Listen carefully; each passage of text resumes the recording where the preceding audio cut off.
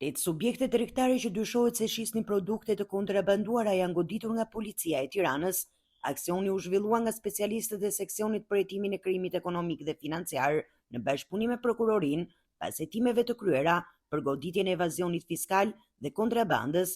Në zbatim të vendimeve të gjykatës, uniformat blu ushtruan kontrolle në 8 biznese që tregtonin pajisje elektronike, veshje dhe aksesor të markave luksoze. Gjatë kontrolleve u sekuestruan 16 telefona celular, 10 njësi kompjuterike, një laptop, si dhe 11 çanta dhe artikuj veshjeje të markave të njohura, të cilat dyshohet se ishin futur në vend në mënyrë të palishme, pasi mungonte dokumentacioni që provonte origjinën dhe zhdoganimin e tyre. Nga hetimet rezultoi se administratorët e subjekteve nuk deklaronin të ardhurat nga aktiviteti tregtar pranë organeve tatimore. Në një prej bizneseve u konstatua dhe shitja e produkteve pa lëshuar kuponin tatimor, duke sjellë pezullimin e minjëhershëm të aktivitetit të këtij subjekti.